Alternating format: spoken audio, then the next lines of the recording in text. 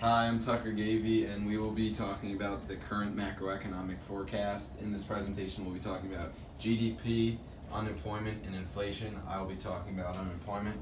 So there's two big numbers that we're going to talk about here during unemployment. It's the unemployment rate, which right now is about 4.4%, and then the labor force participation rate, which is the amount of the population that is looking for employment or is already employed, and that's right around 63% and has been for the past 2 years. We're going to be looking at Okung's law to describe this mainly. In December of 16, the unemployment rate was right around 4.7%. It's expected to be around 4.2% in December of 17, December this year.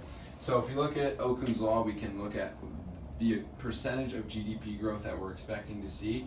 And if you work your way through this equation, you'll see that we will expect from the end of 16 to the end of 17, GDP would grow 4%. And later on in the presentation, you'll see that this is not true, and we'll try and look at what could possibly weigh into that and why that's happened. I'm Jack Hern, and I'm going to be talking to you about GDP growth.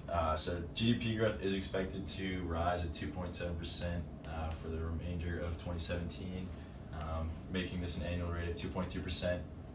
This is improved from the 1.5% growth that we experienced last year in the United States. These numbers are far from Trump's promise of 4% GDP growth. This is mainly due to the tax reform that was not passed.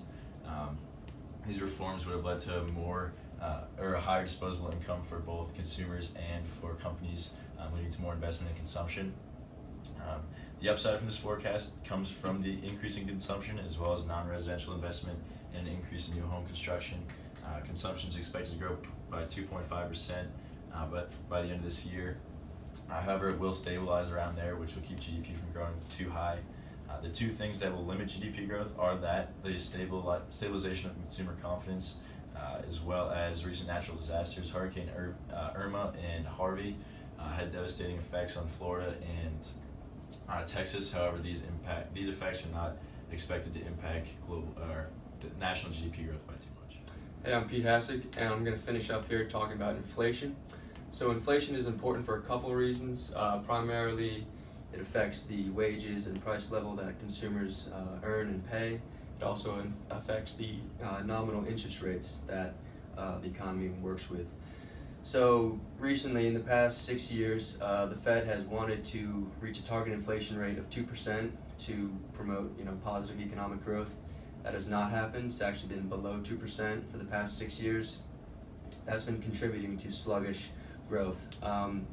This has economists and the Fed a little confused because with quantitative easing and a huge increase in the money supply, you would think that inflation should be more of a problem, but deflation has actually been occurring, so the Fed's not really sure why. Looking forward though, the Fed forecasts that inflation will finally reach 2% by 2019. Hopefully, getting the economy back on track to a sustainable growth rate in the future.